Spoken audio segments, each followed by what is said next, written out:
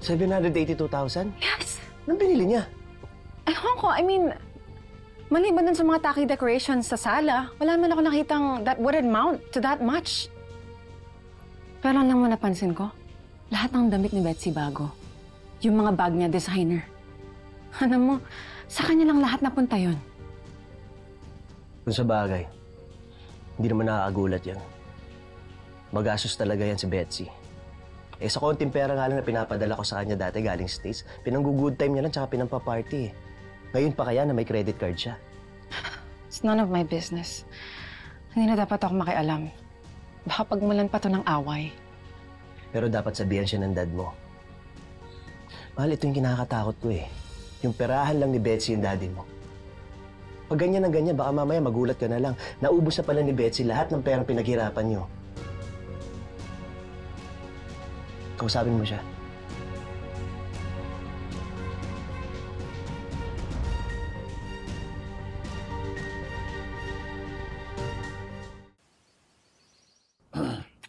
Love! Asan ka, Love? Nandito ako. Okay. Love! Dining. Love, pagsasama muna kami ni Gina. Pupuntahan namin yung Softic distributor para sa ating supermarket. Sige, okay. Okay? Sige. Anong shopping mo? Wait nga. Hindi naman ako mahilig mag-shopping. Pwede Para bang sa buksan? atin to. Ayan. Uy! Portrait natin to, ha? Nagustuhan mo ba? Ang ganda. Ang ganda mo rito. Saan natin isasabi to? Ako nang bahala, love. Okay? Gina! Tara naman, late na tayo. Halika, dito yung kotse.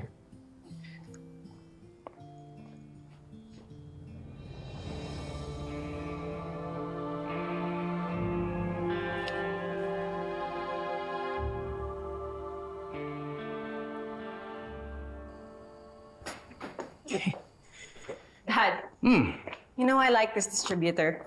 Alam mo, they have soft drinks coming from Japan and Korea. Yeah, I like it too. Yeah. Kailan kaya tayo pwede mag-start? Start ng ano? Well,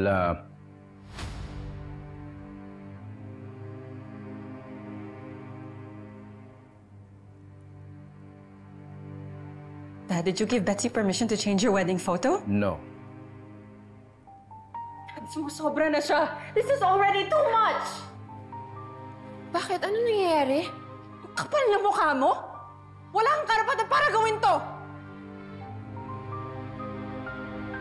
Ano ba ginawa ko? Ito, ikaw ba ang gumawa nito?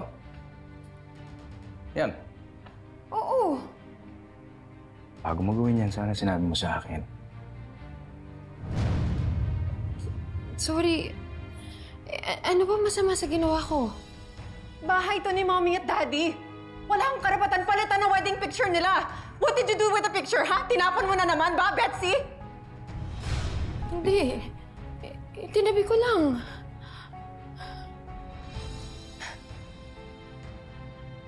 Ito. Tinabi ko lang naman eh. Yes. Sorry. Hindi ko naman kasi alam na magagalit kayo ng ganito. Okay. Intindihin mo kami. Dito nakatira si Minda. Bahay niya to. Ilang taon din siya dito nakatira. Oo, alam ko yun. Alam ko ba ito ni Ma'am Minda? At siya rin yung first wife mo. Pero, ano mo ba ako? Di ba asawa mo na ako? Oo. Sinabi mo may karapatan ako sa bahay na to, pero masama ba na isinabit ko yung wedding picture natin? Alam mo, dapat kasi hindi mo ginagawa yung basta ginawa mong ganyan. Sana nagpasantabi ka muna. Isa ko ba ilalagay? Sa tabi ba ng picture ninyo ni Ma'am Minda? Hindi. Pwede ko naman ilagay dun eh. Pero pag may bisita tayo, ano na lang iisipin nila?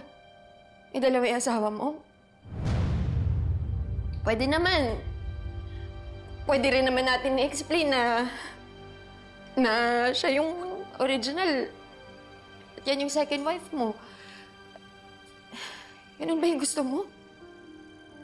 Hindi ganon. Robert, ako na yung asawa mo. Pero bakit... Parang wala kang karapatan sa bahay na to. Parang wala akong halaga sa buhay mo. I'm sorry. Okay, may point ka. I can see your point. I'm sure there's a better way para pag-usapan natin to at maayos natin. Ayusin natin to. I'm sorry. Sa maloob mo. Ayusin natin. Okay, halik. Sa maloob. Ayos na.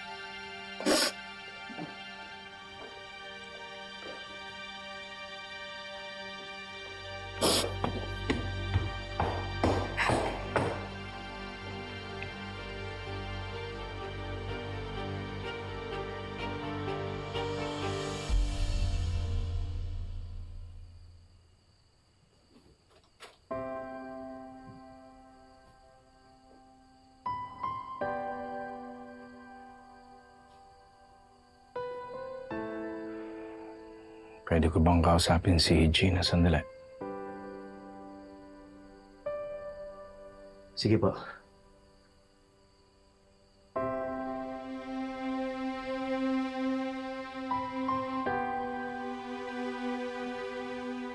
Ang bongga talaga. May pa-TV na kayo. Tsaka may sound system. Alam mo, pwede na tayo mag-videoke dito. Naku, excited na akong bumirit. Ala, Regine. Ganyan talaga. Pagka donya ka na, tapos yung anak mo, Reyna na. Pak! Salamat kay Queen Betsy. Ah? Kay Betsy ba talaga? Hindi ba dapat salamat po, Robert? Ay, pera niya yung pinambili niyo dito, no? Bahala na. Basta sosing-sosi na talaga tong mare natin. Hindi masyadong susi. Hindi mo nalilimahid na tayo sa init dito. Haling Susan, sa susunod naman, pabili ka na ng maraming electric fan. Wait! Aircon na! Aircon, di tumaas ang kuryente ko. Mas tataas namang BP mo pag sobrang majinit. Oo nga naman. Tignan mo nga itsura mo, Haling Susan. Ulas na ulas ka na. Ipa-aircon mo lahat to sa susunod, Oo nga, tapos pagbayarin mo ng kuryente si Robert. True. Diba? Aircon, at saka kuryente lang ipababayad ko. Tignan nyo kayo. Ang liliit na mga pangarap nyo. Ay, grabe ka naman. Yung ma-asenso eh. Mas may ganda akong idea. Chika mo naman sa amin.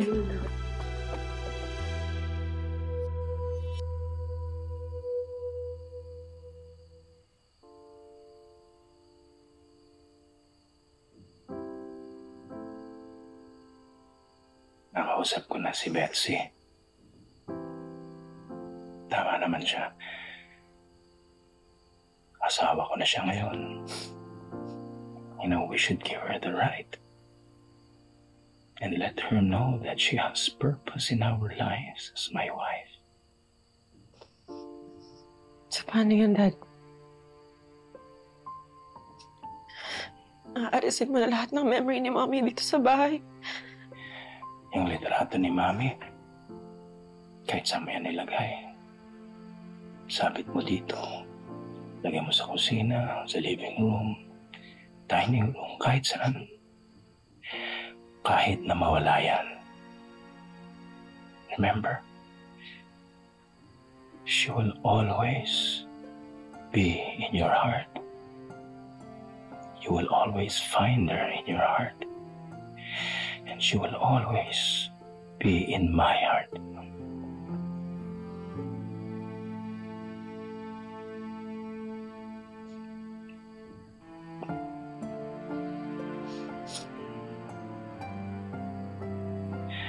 I just hope you find it in your heart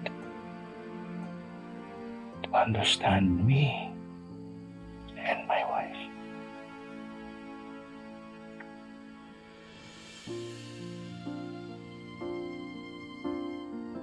Okay, Dad. Naiintindihan ko. You can do whatever you like.